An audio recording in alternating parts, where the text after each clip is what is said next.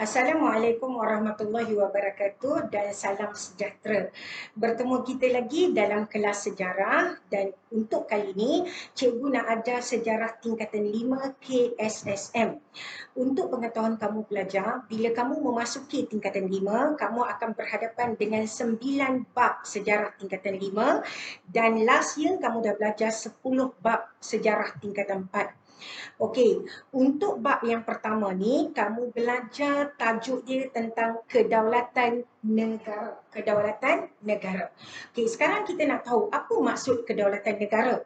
Kedaulatan negara ni bermaksud kewibawaan sesebuah negara, kebebasan sesebuah negara menentukan hala tuju pentadbiran tanpa campur tangan dari kuasa asing, tanpa tekanan atau tanpa gangguan dari sebarang bentuk kuasa asing dalam menentukan hala tuju pentadbiran negara, atau dalam bahasa yang lebih mudah bermaksud kita mendapat kemerdekaan yang sepenuhnya menentukan hala tuju pentadbiran negara dalam bidang politik, sosial dan ekonomi, kerana tiada lagi gangguan, tiada lagi tekanan, tiada lagi penjajahan kuasa luar terhadap sesebuah negara.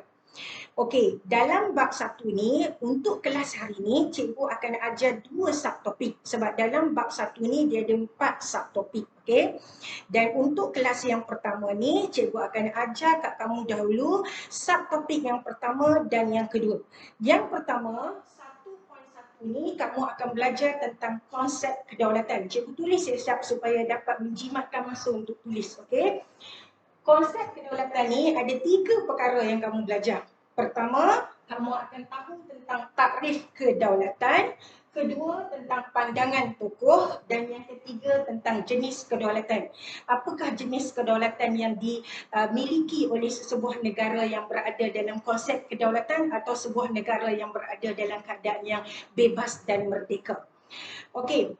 Untuk pengetahuan kamu, negara kita mempunyai tahap kedaulatan atau telah mencapai tahap kedaulatan apabila kita dimerdekakan oleh British pada 31 Ogos 1957. Apabila kita diberi kemerdekaan, maka secara tidak langsung negara kita telah mencapai satu tahap kedaulatan setelah hampir 400 tahun lebih dijajah oleh Barat dan Jepun, bermula dengan penjajahan Portugis terhadap Melaka, penjajahan Belanda di Melaka, penjajahan British di negeri-negeri Selat, negeri-negeri Melayu bersekutu dan negeri-negeri Melayu tidak bersekutu, penjajahan Jepun dan kemudian diikuti balik oleh penjajahan British. Maka sepanjang hampir 400 tahun lebih kita di bawah tekanan kuasa asing, sama ada kuasa barat atau kuasa timur seperti Jepun, dan kita tidak berupaya untuk mengisytiharkan bahawa negara kita berada dalam tahap kedaulatan kerana kita masih dijajah. Jadi tarikh keramat 31 Ogos 1957 itu menunjukkan kita telah bebas, kita telah merdeka dari tekanan atau penjajahan kuasa barat, dan itu menunjukkan negara kita berada dalam kedaulatan. That's why bab 1 ni kamu belajar tentang kedaulatan negara. Okey, bahagian 1.1 ni mula-mula kita akan tengok apakah takrif kedaulatan. Takrif kedaulatan ni apa dia? Takrif ni maksud dia definisi, makna. Apa makna kedaulatan? Okey, dalam buku teks kamu dia petik daripada 4 bahasa, iaitu bahasa Yunani, bahasa Greece ni bahasa tertua di dunia dikatakan, sebab tamadun Yunani ni antara tamadun terawal dunia. Kemudian diambil daripada bahasa Inggeris, daripada bahasa Arab dan daripada bahasa Melayu. Kita tengok satu-satu. Bahagian ni cikgu terangkan siap-siap, ni adalah skop soalan objektif. Okey.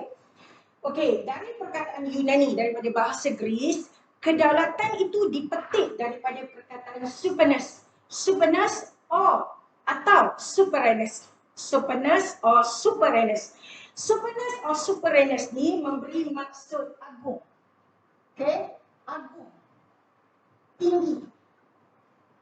Maksud dia jika sesebuah negara itu berada dalam kedaulatan, berada dalam kebebasan, maka ia dipanggil supremacy atau sovereignty, bermaksud satu kuasa yang agung, satu kuasa yang tertinggi, di mana negara tersebut bebas dan merdeka.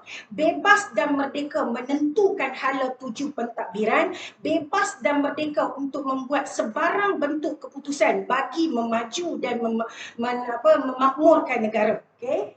Bebas dan merdeka. Kamu ambil daripada perkataan ini saja. Okey. Yang kedua, kita ambil daripada bahasa Inggeris. Daripada perkataan bahasa Inggeris, dan kedaulatan ini diambil daripada perkataan sovereignty. Sovereignty.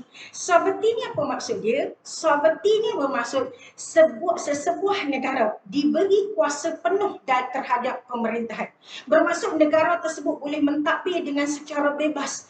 Boleh bagaimana dia nak menjaga rakyat dia. Bagaimana dia nak menentukan struktur ekonomi negara tersebut. Bagaimana nak memajukan negara tersebut. Bagaimana nak membuat pembangunan dalam bidang sosial adalah terserah kepada kerajaan di negara tersebut. So, sovereignty ni bermaksud sesebuah negara, okay? Sesebuah negara diberi kuasa penuh, mempunyai kuasa penuh terhadap pemerintahan. Terhadap pemerintahan. Ini maksud mengikut perkataan bahasa Inggeris iaitu sovereignty. Okay? Kita tengok pula daripada bahasa Arab, daulah. Bahasa Arab, kedaulatan ini diambil daripada perkataan daulah. Daulah tu memberi maksud bahawa kuasa pemerintahan. Okay? Kuasa pemerintahan sesebuah negara. Okay? Kuasa pemerintahan sesebuah negara. Bermaksud jika negara tersebut diberi kedaulatan, bermaksud negara tersebut dan kerajaan yang dipilih oleh rakyat di negara tersebut mempunyai kuasa dalam bidang pemerintahan.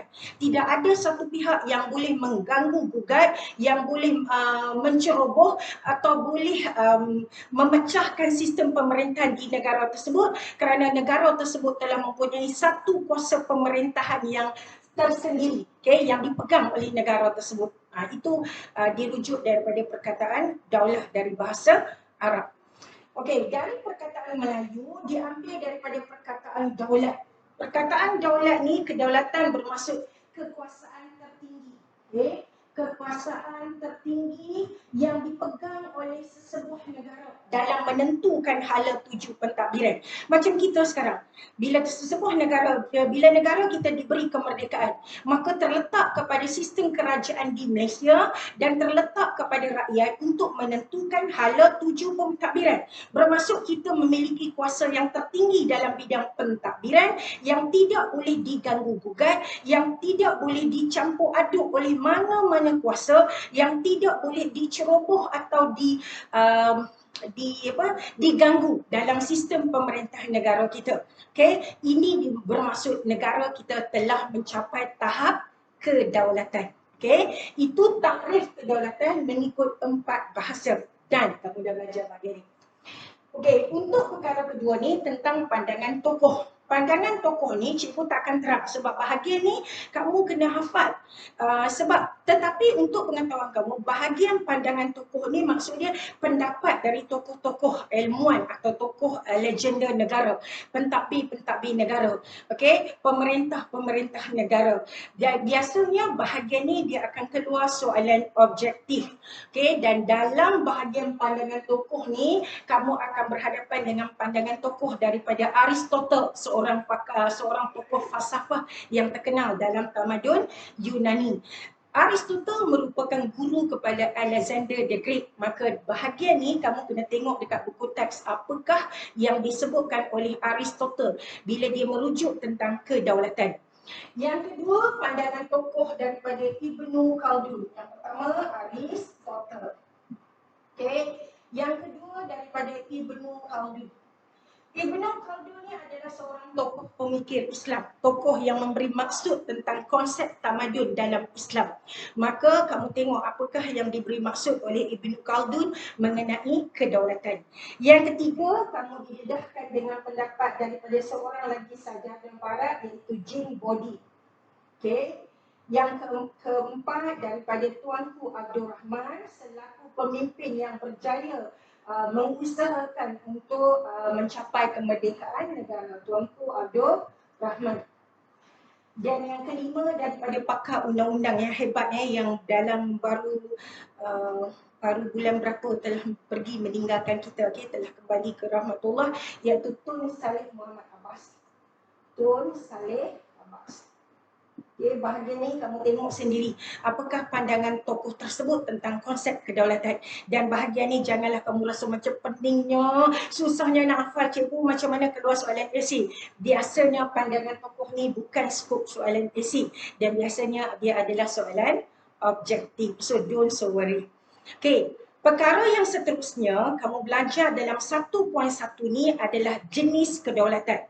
Bahagian ni adalah skop soalan esei. Skop soalan esei bermula di sini. Apakah jenis kedaulatan? Okay, cikgu padam bahagian ni dulu sebelum kita belajar 1.2. Cikgu padam dulu 1.2 ni, ciri negara berdaulat, dan kita akan belajar tentang jenis kedaulatan. Okay. Untuk pengetahuan kamu, jenis kedaulatan ni dia ada 4. Okay, untuk menunjukkan bahawa sesebuah negara berada dalam kedaulatan, ada 4 jenis kedaulatan. Pertama adalah kedaulatan tradisional. Kedaulatan tradisional. Kedaulatan tradisional. Okay. Kedaulatan tradisional ni apa dia? Kedaulatan tradisional ni disimbolkan oleh negara kita. Kita rujuk negara kita. Kedaulatan tradisional ni merujuk kepada kedaulatan yang dipegang oleh sultan di negeri-negeri Melayu dahulu. Kenapa kedaulatan itu dipegang oleh sultan? Kenapa tidak dipegang oleh rakyat biasa? Sebabnya kewujudan kerajaan Melayu dahulu atau kewujudan negeri-negeri Melayu dahulu dengan adanya raja. Okay, adanya sultan. So, raja adalah lambang kedaulatan. Okay, ni wujudnya di kerajaan Melayu dulu. Cikgu nak cakap kat kamu kerajaan Melayu dulu atau negeri Melayu dulu, dia wujud bila adanya raja atau sultan. Okay. Raja atau sultan ini akan memberi jaminan keselamatan dan memberi perlindungan politik kepada rakyat. Okay, dia bagi 2 perkara. Okay, yang pertama, jaminan keselamatan. Yang kedua, dia akan memberi perlindungan politik kepada rakyat. Dan negeri Melayu ini juga wujud disebabkan satu lagi perkara, iaitu adanya rakyat.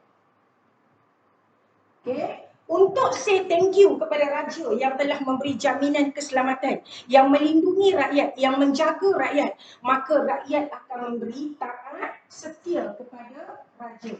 Okay. Memberi taat setia kepada raja. Dan raja ini akan mentadbir mengikut sistem pemerintahan kuasa mutlak.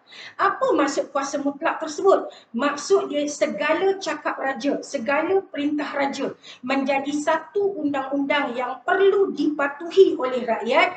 Rakyat tidak berhak membantah, rakyat tidak boleh menderhaka. Itu dipanggil sistem sistem pemerintahan raja berkuasa mutlak. Dan inilah yang menyebabkan raja memiliki kedaulatan tersebut. Setiap perintah raja, setiap titah raja menjadi satu perkara yang rakyat perlu ikut, perlu patuhi tanpa sebarang bantahan, kerana sebab itu rakyat tidak akan menderhaka. Dan kedaulatan itu dipegang sepenuhnya oleh raja. Ini dipanggil kedaulatan tradisional, di mana raja yang berhak menentukan segala-galanya. Raja berhak untuk melantik pembesar. Raja berhak untuk memperkenalkan undang-undang. Raja berhak untuk menentukan kawasan pegangan pentadbir. Raja berhak untuk mengeluarkan sesuatu perintah yang rakyat kena ikut tanpa sebarang bantahan. Okey, ini dipanggil kedaulatan tradisional yang dipegang oleh raja. Okey, cikgu cakap dipegang atau dimiliki oleh raja. Dipegang dan dimiliki oleh raja atau sultan. Okey, kekuasaan tertinggi. Ini kekuasaan tertinggi seseorang sultan. kekuasaan tertinggi sultan. Okey. Yang kedua, jenis kedaulatan yang kedua adalah kedaulatan moden. Yang kedua, cikgu tulis kat sini adalah kedaulatan moden. Kedaulatan moden ni mula tercetus di negara-negara Eropah. Okay. Kedaulatan moden mula tercetus di negara-negara Eropah yang kamu belajar dalam sejarah tingkatan 4 bab 2, tajuk dia nasionalisme. Okey, nasionalisme tu merujuk kepada kesedaran rakyat untuk bersuara, kesedaran rakyat untuk memperjuangkan sesuatu setelah merasakan bahawa diri mereka, bangsa mereka, negara mereka tertindas. Maka perjuangan rakyat itu dirujuk kepada nasionalisme. Okey, di Eropah telah tercetus kebangkitan rakyat atau telah tercetus nasionalisme rakyat yang dikenali sebagai revolusi keagungan England. Okay. Revolusi keagungan England dan revolusi Perancis. Kedua-dua revolusi ini menunjukkan perjuangan rakyat menentang kuasa raja. Waktu tu rakyat tidak mahu lagi diperintah atau diketuai atau dikuasai oleh raja yang berkuasa mutlak. Sebab bukan semua raja itu memiliki nilai karisma sebagai seorang pemimpin yang hebat. Mungkin ada di kalangan raja yang bersifat autokratik atau kejam.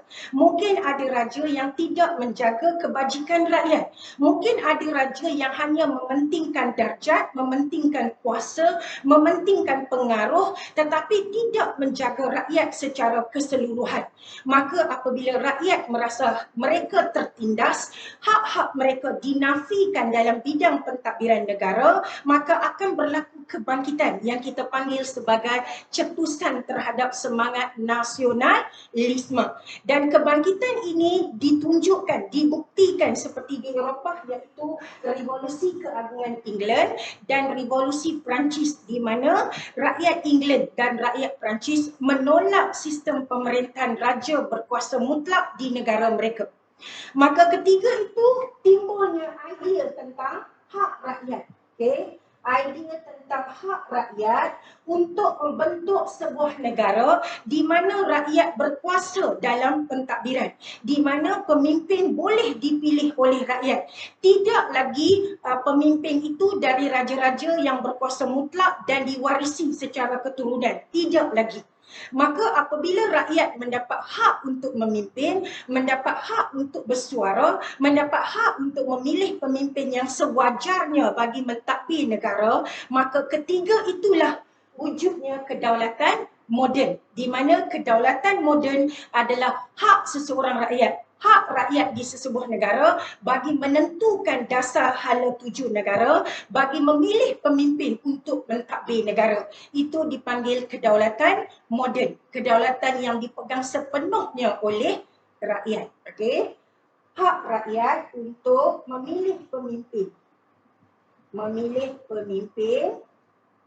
okey, atau mencadangkan undang-undang terhadap negara,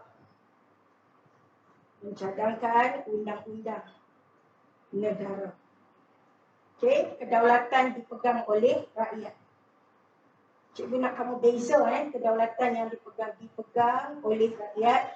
Dia beza antara kedaulatan yang kedaulatan tradisional dan kedaulatan moden. Kamu nampak kedaulatan tradisional, kuasa tu terletak kepada raja. Raja yang berhak menentukan segala-galanya. Tetapi kedaulatan moden adalah hak yang dipegang oleh rakyat. Macam kita sekarang. Kita adalah sebuah negara yang berada dalam kedaulatan moden, di mana negara kita memberi hak yang sewajarnya kepada rakyat untuk memilih pemimpin. Malah rakyat diberi kebebasan asasi. Kebebasan asasi untuk bersuara, untuk berkumpul, untuk memilih agama, untuk memiliki harta. Okay, untuk dibicarakan jika disabitkan dengan kesalahan jenayah di mahkamah. Maka itu dipanggil kebebasan asasi.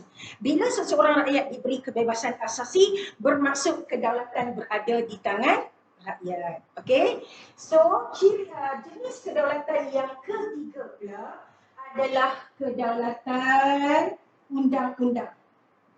Kedaulatan undang-undang. Cikgu harap kamu faham walaupun nota ni agak berselerak. Yang ketiga adalah kedaulatan undang-undang. Kedaulatan undang-undang tu apa? Bermaksud konsep ketertinggian sebuah undang-undang.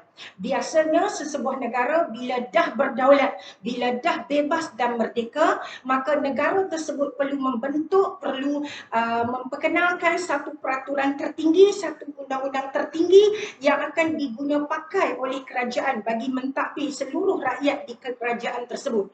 Maka undang-undang itu perlu dipatuhi oleh semua pihak, sama ada golongan pentadbir, golongan pembesar, golongan orang kaya atau rakyat biasa. Dan di negara kita, kedaulatan undang-undang ini dirujuk kepada Perlembagaan Persekutuan. Okay?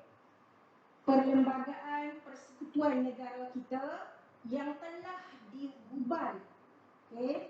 Yang telah digubal pada tahun 1956. Okay? Dan diguna pakai pada tahun 1957 apabila negara kita merdeka. Kamu ingat lagi siapa pihak yang menggubal undang-undang dalam Perlembagaan Persekutuan?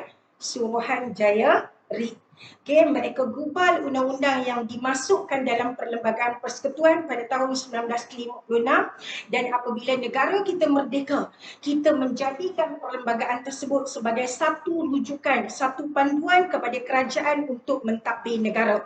Maka undang-undang yang ada dalam Perlembagaan Persekutuan itu bersifat luhur, bersifat tinggi dan perlu dipatuhi oleh semua pihak, sama ada oleh kerajaan negeri, oleh jemaah menteri, oleh Yang di-Pertuan Agong, oleh ketua hakim negara atau oleh seluruh rakyat biasa di negara kita. Itu menunjukkan Perlembagaan Persekutuan itu menunjukkan bahawa kita mempunyai kedaulatan undang-undang, iaitu jenis kedaulatan kita mempunyai undang-undang, kedaulatan undang-undang.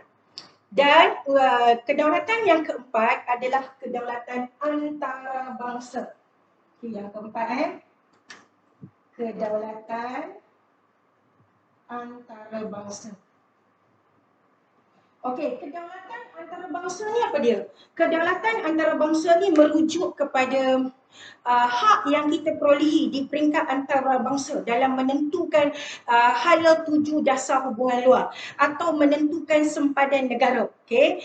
Mengikut sebab kita sejak kita merdeka, Malaysia adalah anggota PBB, Pertubuhan Bangsa-Bangsa Bersatu. Maka pada tahun 1970, PBB telah mengeluarkan satu undang-undang yang dikenali sebagai Deklarasi Pertubuhan Bangsa-Bangsa Bersatu, deklarasi hubungan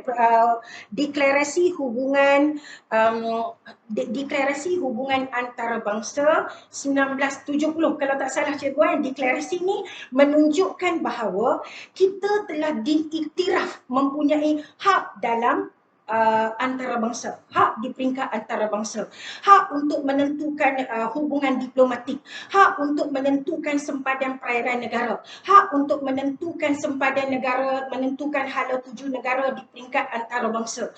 So katalah kalau sekarang ni ada negara luar, ada rakyat negara luar yang menceroboh perairan antarabangsa negara kita, maka kita berhak untuk menahan mereka sebab hak itu telah diiktiraf oleh PBB sejak kita menjadi anggota PBB, okey, selepas kita mencapai kemerdekaan.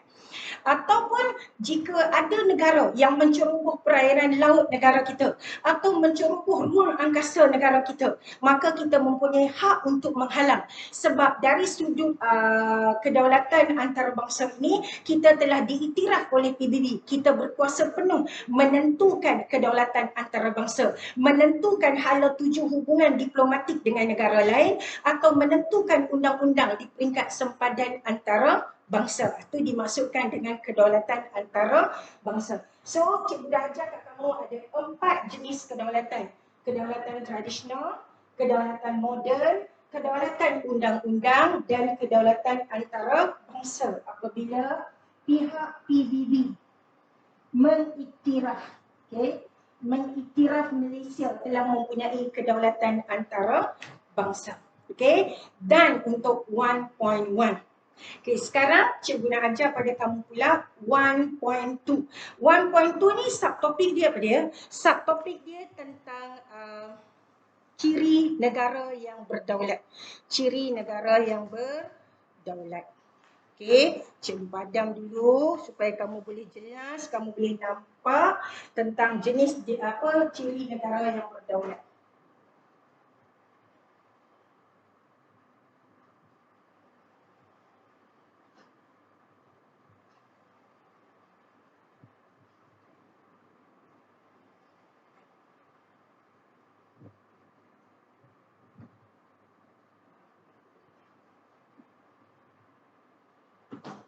Cikgu tulis balik ni bahasa Melayu daripada perkataan daulat.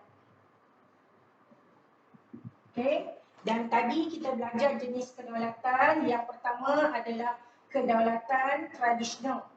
Okey, kedaulatan tradisional.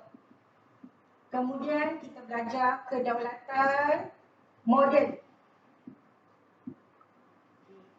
Yang ketiga, kita belajar tentang kedaulatan undang-undang ataupun kedaulatan perundangan. Kedaulatan undang-undang.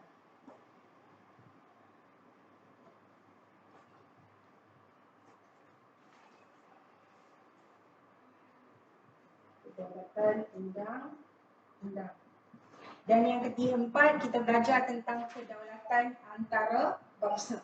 Cikgu dah cerita ni, empat perkara ni.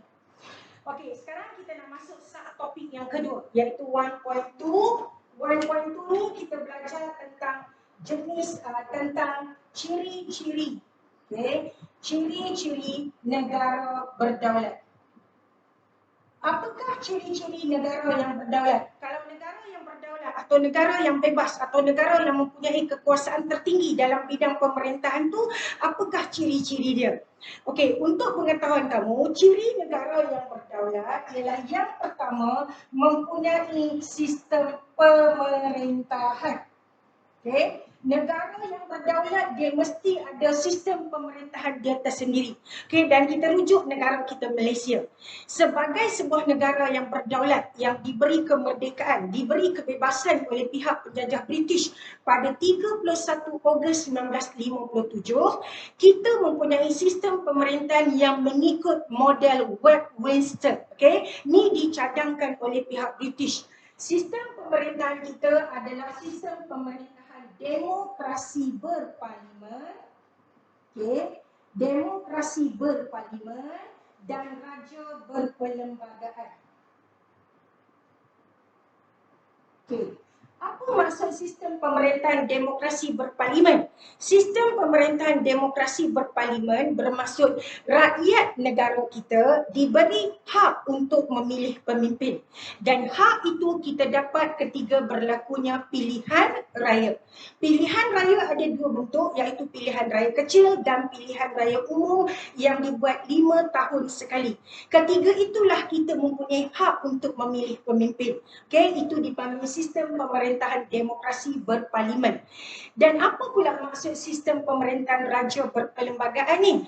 Sistem pemerintahan raja berperlembagaan ni ialah kerana bila kita merdeka, even though British menyuruh kita untuk mengikut model Westminster, tetapi kita perlu memikirkan bahawa kerajaan Melayu dahulu diketuai, ditadbir oleh raja atau sultan.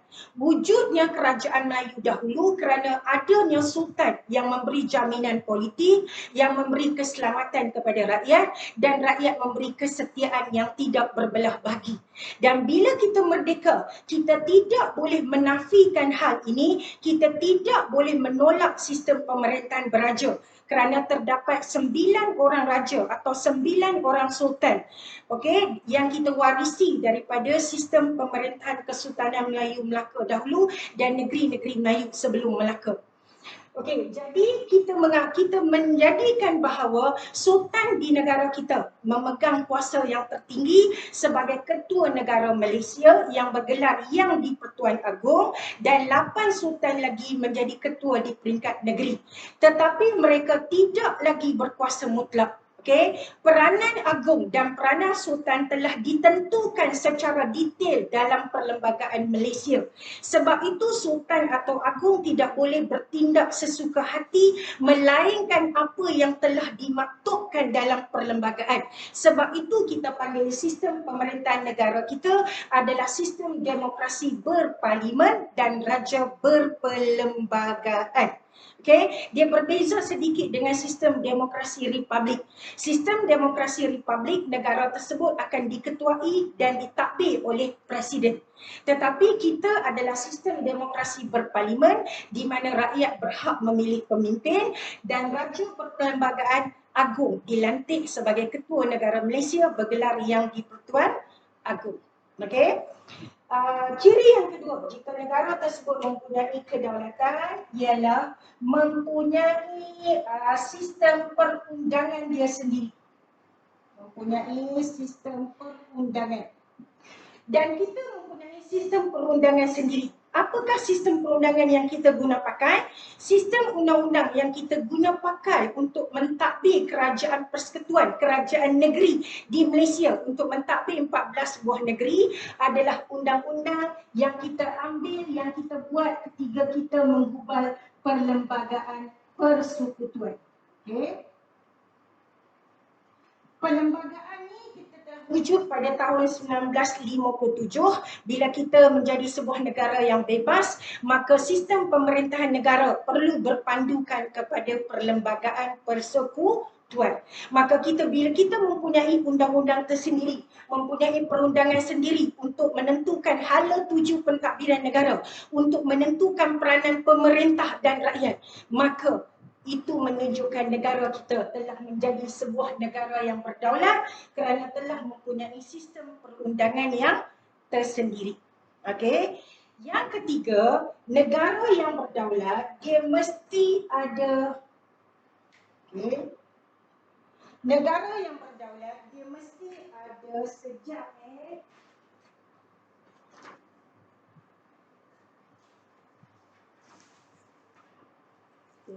negara yang berdaulat dia mesti mempunyai sempadan. Okey. Sempadan negara kita ni telah diperkenalkan apabila British menjajah negara kita. Ketika British memperkenalkan Malayan Union pada tahun 1946, waktu itulah British memperkenalkan konsep sempadan negara di mana dia kata Malayan Union itu, Kesatuan Melayu itu, Tanah Melayu itu hanya mengandungi 11 negeri dari Perlis sehingga ke Johor, tidak termasuk Singapura. Jadi ketika itu konsep sempadan telah diperkenalkan oleh British, iaitu negeri di Tanah Melayu mengandungi 11 buah negeri dari Perlis sampai ke Johor. Sekarang 12 lah.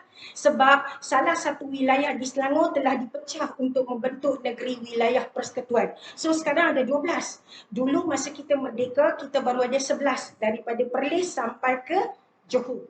Okey. Dan bila kita ada sempadan, sempadan negara kita ini berubah sedikit apabila pembentukan Malaysia dibuat dengan kemasukan Sabah dan Sarawak. Maka Malaysia itu mempunyai nilai sempadan antarabangsa dia yang tidak boleh dicerobohi, tidak boleh diganggu-gugat oleh mana-mana negara. Dan kita berhak untuk mempertikaikan di peringkat antarabangsa jika sempadan negara kita diganggu-gugat. Contoh, pernah tak kamu dengar negara kita diceroboh dari sudut sempadan? Pernah, anak-anak. Bila peristiwa tersebut, ketiga gagasan Malaysia dibentuk pada 16 September 1963. Sempadan negara kita diceroboh oleh rakan serantau kita, iaitu Indonesia. Kenapa mereka menceroboh sempadan negara kita? Kerana mereka tidak bersetuju dengan pembentukan Malaysia. Malaysia dianggap satu penjajahan bentuk baru oleh Tanah Melayu terhadap Singapura, Sabah dan Sarawak. Dan ini menyebabkan Indonesia melancarkan dasar konfrontasi, memutuskan hubungan diplomatik dengan kita. Okay. Tetapi sebagai sebuah negara yang berdaulat, kita telah ditetapkan sempadan. Maka tidak ada satu negara yang berhak menceroboh negara kita. Jika ada negara itu menceroboh, jika ada negara luar yang menceroboh negara kita, maka kita berhak untuk membawa kes ini ke peringkat mahkamah antarabangsa sebab kedaulatan kita telah diganggu gugat. Kedaulatan kita dicerobohi oleh pihak luar sewenang-wenangnya. Okey, kita mempunyai sempadan, so kita mempunyai hak untuk menghalang kuasa luar menceroboh negara. Ini maksudnya. So tak ada boleh, tak boleh negara luar sama ada nak menceroboh dari sudut ruang udara, menceroboh dari segi perairan antarabangsa negara kita atau menceroboh dari segi daratan. Jika ada negara luar atau masyarakat luar yang menceroboh negara kita, maka kita berhak untuk menahan mereka, membicarakan mereka di mahkamah antarabangsa kerana telah melanggar sempadan negara kita. Sempadan itu menunjukkan ciri negara berdaulat dan kita perlu pertahankan kedaulatan tersebut. Okey, ciri yang keempat ataupun ciri negara berdaulat yang keempat hendaklah mempunyai rakyat. Okey, rakyat menunjukkan kita adalah sebuah negara yang berdaulat. Berapa ramai rakyat Malaysia ni? Okey, baru-baru ni kerajaan cuba buat banci penduduk untuk mengetahui secara jelas, secara accurate berapa jumlah penduduk Malaysia. Dikatakan ada sumber yang mengatakan penduduk Malaysia berjumlah antara 31.7 juta. Ada juga yang mengatakan bahawa penduduk Malaysia telah mencapai hampir 33 juta. So kita tak dapat satu angka yang jelas, yang very accurate, sebab tu kerajaan lancarkan program banci penduduk baru-baru ni. Okay? Sebab tu kita kena bagi kerjasama untuk membuat bancian, memberitahu kepada kerajaan Malaysia berapa isi rumah kita supaya kerajaan dapat mengetahui jumlah rakyat Malaysia yang sebenar. Okay? Negara yang berdaulat dia mesti mempunyai rakyat. Bagaimana nak bezakan kita dengan rakyat luar? Bagaimana untuk menentukan bahawa oh ni rakyat Malaysia, ni bukan rakyat Malaysia? Sebab kalau ikut dari segi rupa paras, dari segi fizikal, dari segi bahasa, kadang-kadang sama. Contoh kalau kita dengan masyarakat Indonesia kan lebih kurang sama. Rupa paras dari sudut fizikal, dari sudut bahasa, dari sudut makanan, lebih kurang sama. So untuk menentukan rakyat Malaysia, kita mempunyai undang-undang di mana rakyat Malaysia tertakluk dengan undang-undang, terikat dengan konsep ketatanegaraan yang sama. Sebab tu bila kita lahir, kita dibuat sijil lahir. Kemudian ada kad pengenalan. Untuk membezakan kita adalah rakyat Malaysia. Kita bukan pendatang asing. Itu menunjukkan bahawa kita adalah rakyat di sebuah negara yang berdaulat, maka kita berhak diberi kebebasan asasi kerana negara kita mengamalkan sistem pemerintahan bentuk demokrasi. Rakyat diberi hak menentukan sesuatu, rakyat diberi hak dalam kebebasan asasi dia. Okey, itu saja kelas untuk hari ini. Nanti cikgu akan sambung pula untuk 1.3 dan 1.4. Okey student, semoga kamu faham. Hari ini kita belajar tentang lebih kurang 4 perkara. Pertama tentang takrif kedaulatan, kedua tentang pandangan tokoh, ketiga jenis kedaulatan, dan yang keempat ciri-ciri negara berdaulat. Supaya kamu faham. Terima kasih kelas. Assalamualaikum warahmatullahi wabarakatuh dan salam sejahtera. Mohon tolong sharekan kepada yang lain sedekah ilmu cikgu yang tak seberapa ini. Assalamualaikum warahmatullahi wabarakatuh dan salam sejahtera. Terima kasih.